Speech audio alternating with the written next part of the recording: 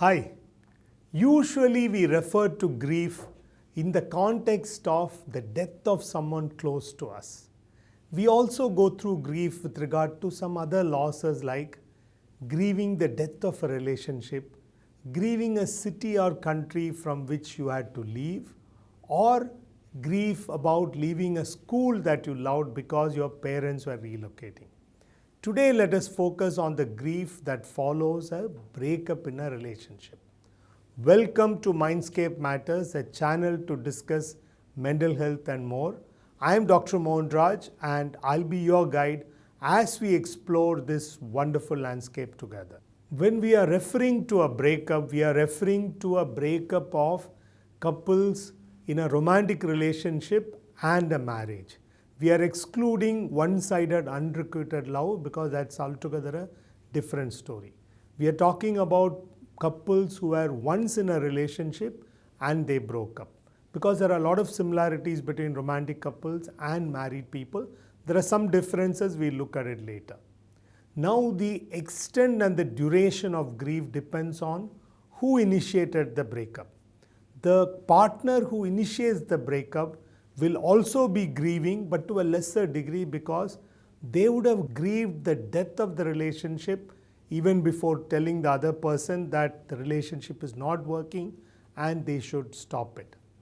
The person who has been told that the relationship is off will be obviously grieving more. In the last episode on grief, we had looked at Elizabeth Kubler-Ross's model of grief. She had talked about 5 stages, that is denial, anger, bargaining, depression and acceptance as the stages. The same model can be applied for couples who are grieving after a break in relationship. Except the first denial and the last acceptance, the other stages may be there, may not be there, need not be in the same order or sometimes can even occur together. Today when I mention he, male, his, it could also mean she, female, her and vice versa. The first stage is denial. When a person is told by his partner that the relationship is over, the first reaction is, it just cannot be true. How can it be true? She's very angry and that's why she uses such harsh words. I don't think she really means it. Or she's so angry it will take a few days for her to recover and then we will be happily together again. Or he's just posturing and saying all these things. I don't believe he really means it. These are some of the thoughts to deal with the shock of being told that the relationship is over. The person can't believe that the other partner can reject him or her. And they think it's just an expression of anger or disappointment and hope that things are going to be all right very soon.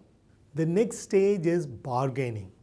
The partner who has been told that it's over tells the other partner that he will change his behavior, he will change his attitude, he will promise a number of things in an effort to win her back. At this stage, some partners are able to be transparent about their grievances, they're able to talk in detail, and they are able to reboot the relationship. But some partners are very firm in their decision because they have spent hours or days thinking about it, and they are firm in their decision because of the past history of persistent patterns of behavior despite assurances. And they will hold on to their decision. And once they hold on to that decision, the partner who has been told off would pester by repeated messages, phone calls, and mails. And once they are blocked on all these media, they resort to common friends and will reach out to this partner through the common friends to talk to them on their behalf. This can be very annoying for the other partner and they need to stop taking calls from these common friends also. The next stage is anger.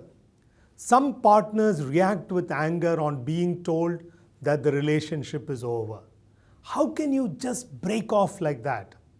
How can you just walk away like that after all the lovely things we have done over the last 5 years?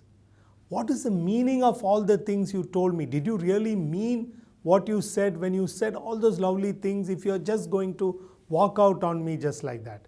These are some of the things they might say. Some of them don't show anger initially, but when the bargaining doesn't work, they also become angry. And the anger could be expressed in abusive and hurtful words, either spoken or on text. Some would resort to distraction of things like mobile phones and other things which they had given as gifts to each other. Some would even resort to assaulting the other person. The anger can aggravate when communication lines are cut off. The partner who doesn't want the relationship would have blocked this partner on the phone and all the social media apps. This makes the other partner very angry. Some partners get into a new relationship just to show their anger. Who are you to break the relationship? I will show you by getting into a new relationship. Now, this is not very healthy, because if you get into a new relationship just to spite your ex and not for the right reason, the new relationship is bound to have problems. In a romantic relationship, a breakup can be the end of the relationship. But in a marriage, the story can be different. The divorce does not mean end of the marriage. In our movies, if there are no happy endings, the end card will not appear. It's only the interval. Picture abhi baki hai mere dost. Picture abhi baki hai is a famous dialogue which means there is a lot left in this movie, my friend. In movies, after the interval, the fights become escalated.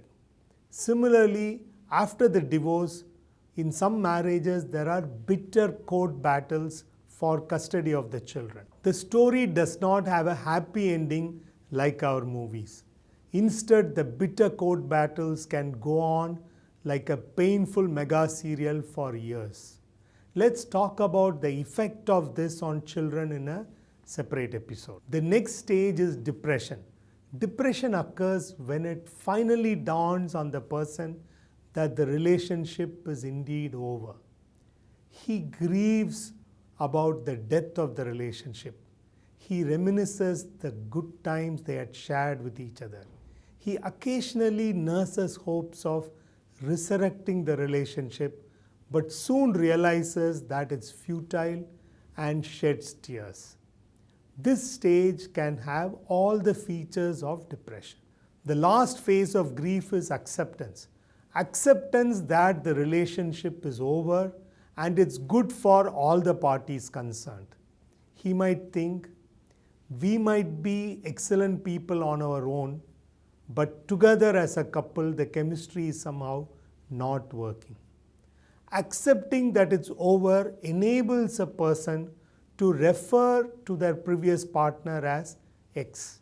They're able to move on with other aspects of life. Some people are able to reach here in a year's time. Some people take a few years to reach the stage of acceptance. Sadly, there are people who are stuck at some earlier stage and do not reach the stage of acceptance at all. Any grief should have an expiry period. Endless indulgence in grief after a breakup can be painful for all the parties concerned. We need to gracefully accept the end, move on, and spend our energy on other worthwhile things in life so that there is a lot more fulfillment in life. Thank you for watching this far. If you like this video, please tell 4 of your friends. Tell them there is a Tamil version of the same video.